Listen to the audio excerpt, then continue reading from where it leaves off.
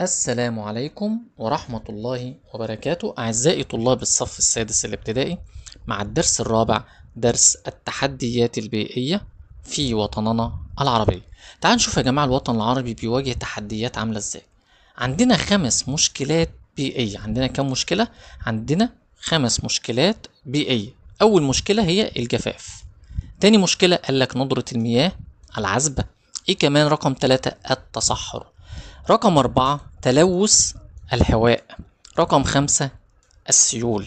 كمان مرة احنا قلنا عندنا كم مشكلة بيئية؟ قلنا عندنا 5 مشكلات بيئية.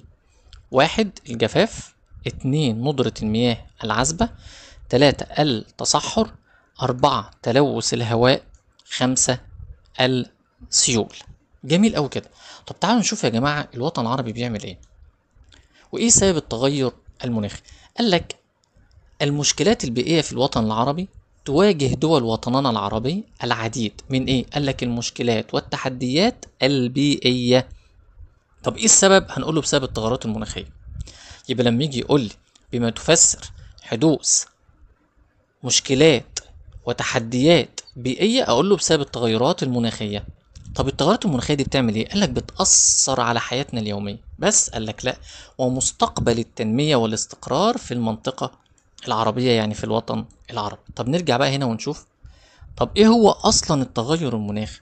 قالك هو تغير طويل في درجات الحرارة، يعني اختلاف في درجة الحرارة لفترة طويلة. قالك بس قالك لا، وأنماط المطر. يعني ايه أنماط المطر؟ يعني أنواع المطر. طب بيؤدي لإيه؟ قالك موجات جفاف، بس قالك لا، وحرائق غابات، بس قالك لا، وانقراض النباتات. كمان مرة. يبقى احنا قلنا التغير المناخي عبارة عن ايه؟ تغير طويل في درجات الحرارة. ايه كمان؟ قالك وأنواع المطر. ايه كمان؟ قالك بيؤدي التغير المناخي ده إلى موجات من الجفاف، وحرائق الغابات، وانقراض النباتات. جميل. ندخل على النقطة اللي عليها الدور. وهنا يا جماعة بقى بيتكلم في نقطة مهمة جدا، وهي مشكلة الجفاف. طيب تعال نشوف مشكلة الجفاف. يعني ايه جفاف؟ قالك يتعرض كثير من الدول العربية لخطر الايه؟ الجفاف. طب ايه النتيجة المترتبة على مشكلة الجفاف؟ قالك 1 نقص الغذاء، يعني الاكل بيقل. 2 انتشار الامراض وسوء إيه يا جماعة؟ قالك التغذية.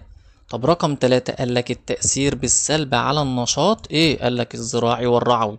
لا نعيدها كمان مرة، شوفها كده كمان مرة. احنا قلنا دلوقتي الدول العربية بتتعرض لخطر، قالك الجفاف. طب ايه النتيجة المترتبة على مشكلة الجفاف؟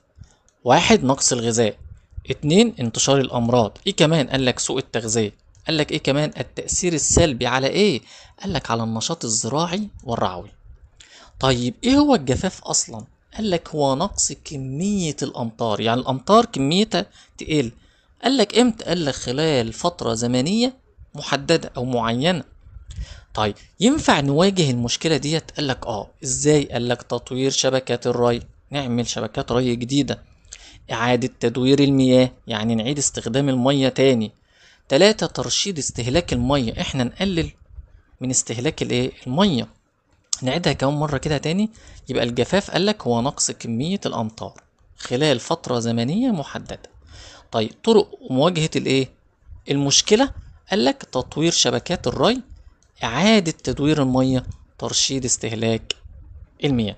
ندخل على النقطة اللي عليها دور. وقبل ما نخش على النقطة الجديدة نقول لك هنا حقائق تاريخية، يعني حقائق مؤكدة. قال لك عانت الصومال من أكبر موجة جفاف ونقص في الغذاء وحدوث مجاعة لأكثر من 1,000,000 إنسان. تخيلوا يا جماعة، الجفاف عمل مجاعة لأكثر من 1,000,000 واحد. ندخل على النقطة اللي عليها الدور. وهنا يا جماعة بنتكلم عن مشكلة ندرة المياه العذبة. يبقى رقم 2 يا جماعة مشكلة ندرة المياه الايه؟ العذبة. قالك بيعاني برضو الوطن العربي من مشكلة ندرة المياه العذبة. طب بما تفسر ايه السبب؟ قالك عندنا اسباب المشكلة وبعد كده نشوف طرق حلها. قالك 1 قلة سقوط الامطار.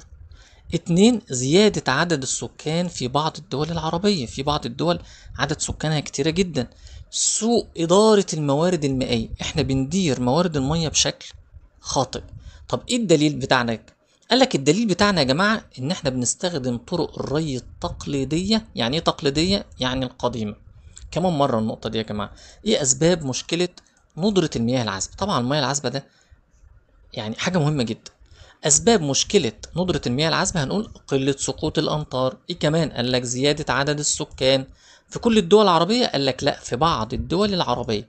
ايه كمان؟ قال لك سوء إدارة الموارد المائية. احنا بندير موارد المية بشكل غلط. طيب ايه الدليل؟ قال لك استخدام طرق تقليديه في الايه؟ في الري. يعني ايه كلمه تقليديه؟ يعني قديمه. طب تعالوا نشوف بقى طرق الحل. قال لك يا جماعه اول طريقه لحل المشكله ان احنا نعمل ايه؟ واحد، ترشيد استهلاك المياه. طب اتنين، نحسن شبكات مياه الصرف الصحي. ايه كمان؟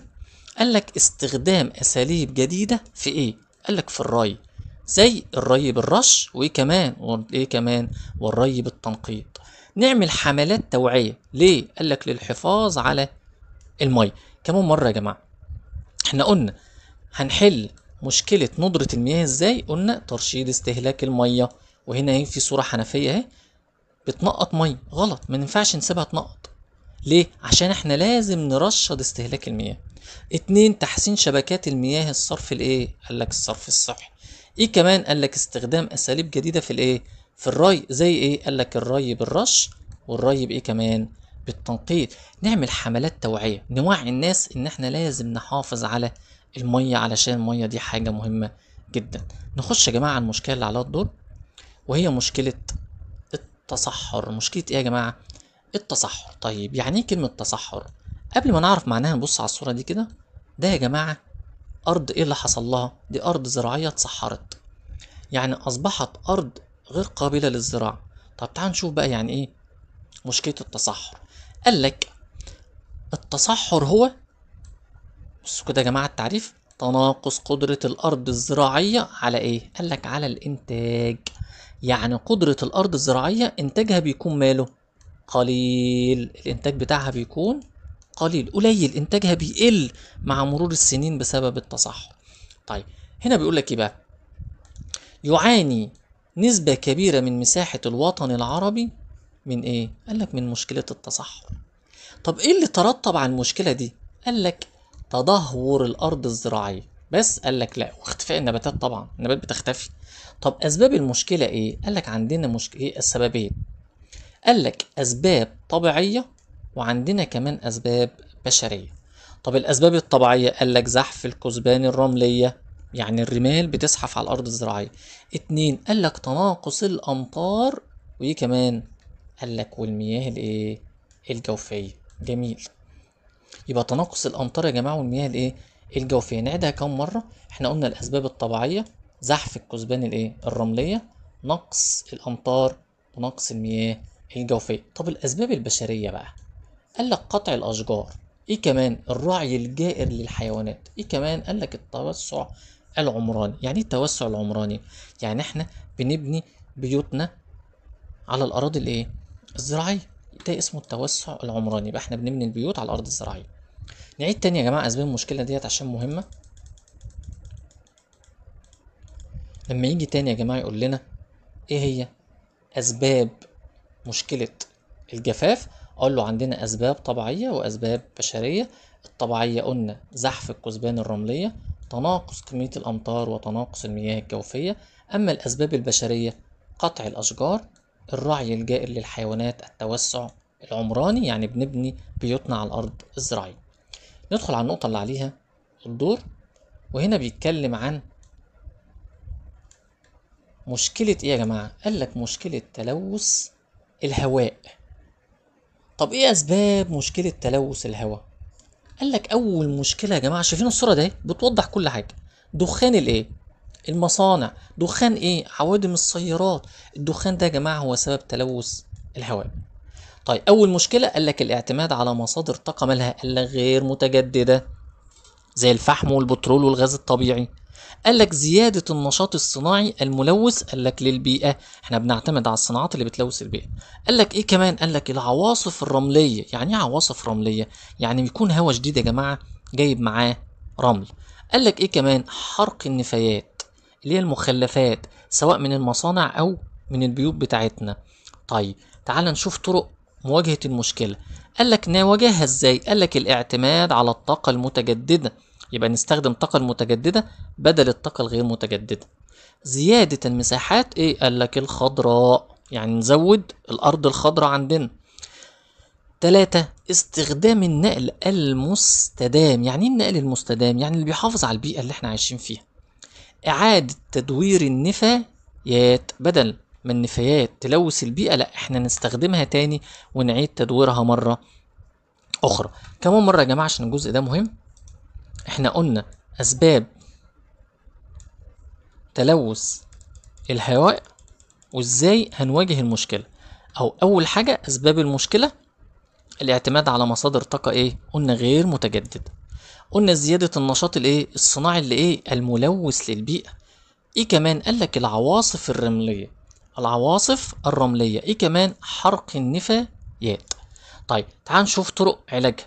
قال لك الاعتماد على الطاقة المتجددة بدل الطاقة الغير متجددة. زيادة المساحات الخضراء لأنها بتساعد على الحفاظ على البيئة من التلوث. استخدام النقل ايه كمان؟ المستدام، يعني النقل اللي بيحافظ على البيئة. إعادة تدوير النفايات.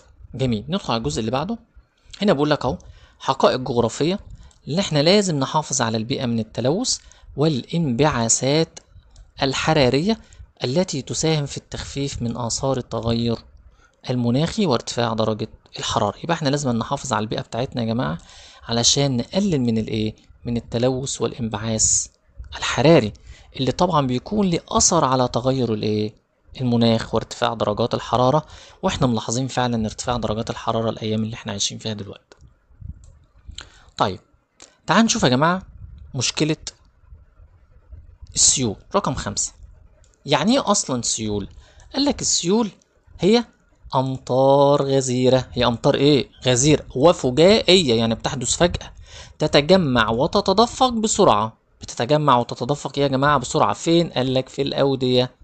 كمان مرة احنا قلنا دلوقتي يعني ايه سيول؟ قال لك أمطار غزيرة فجائية تتجمع وتتدفق بسرعة فين؟ قال لك في الأودية. جميل، كده احنا عرفنا تعريف السيول. تعال نشوف بقى ايه النتيجة المترتبة على السيول دي. قال لك أول حاجة يا جماعة السيول بتعملها إنها بتعمل أضرار كبيرة في البنية التحتية.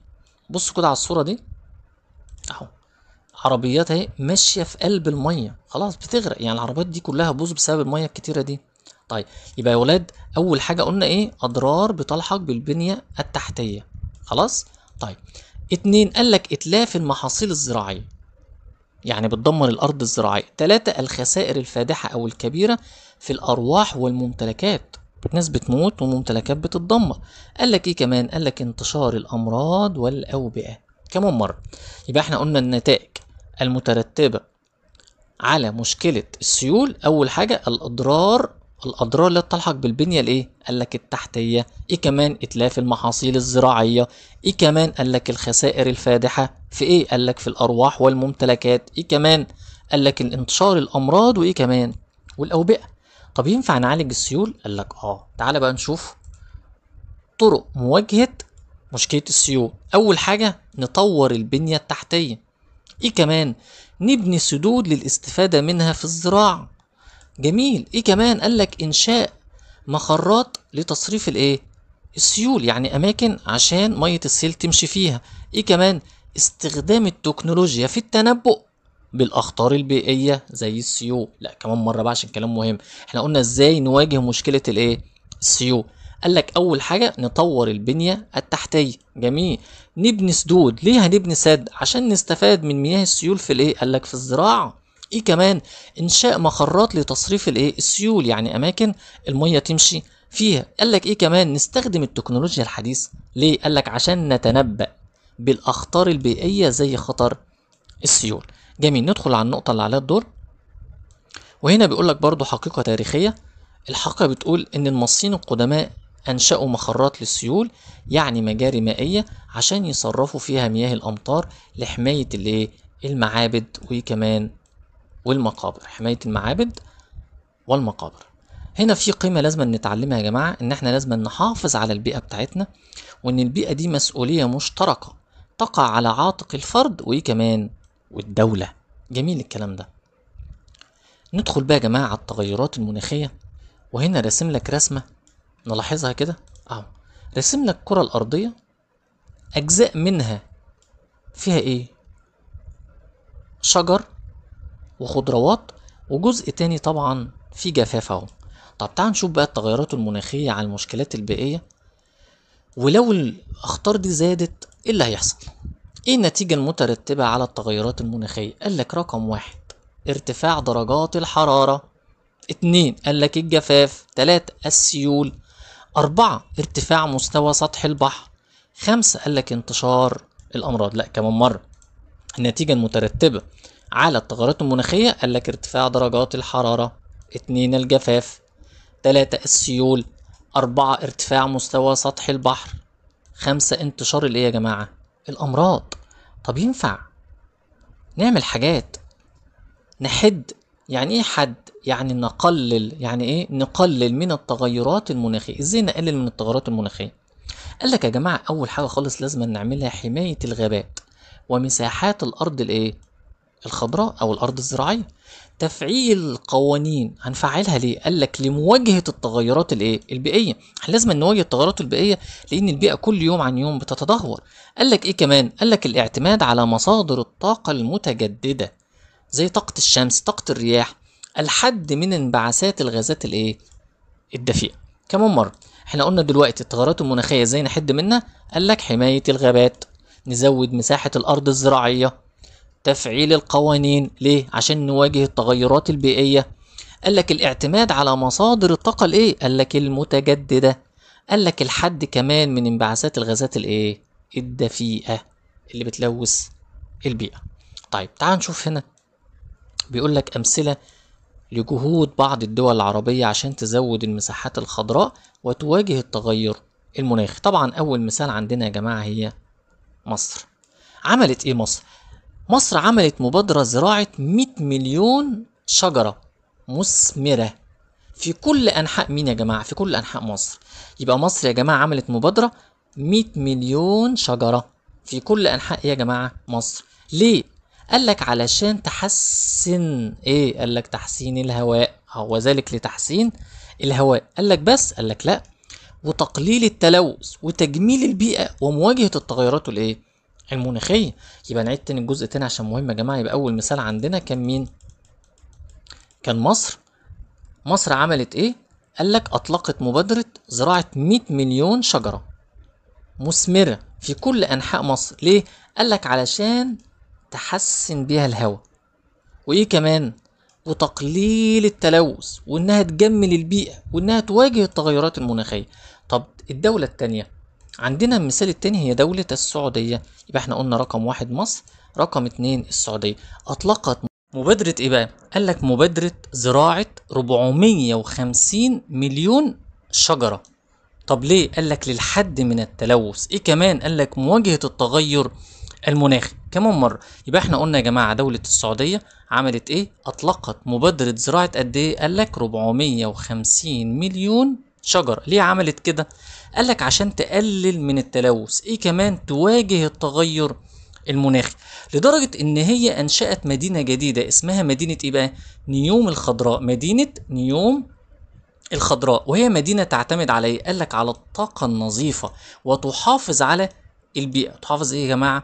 على البيئة. كمان مرة، يبقى انشأت مدينة اسمها مدينة نيوم الخضراء، وهي مدينة تعتمد على قال لك الطاقة النظيفة وتحافظ على البيئة. وبكده يا جماعة احنا خلصنا الدرس، والسلام عليكم ورحمة الله وبركاته.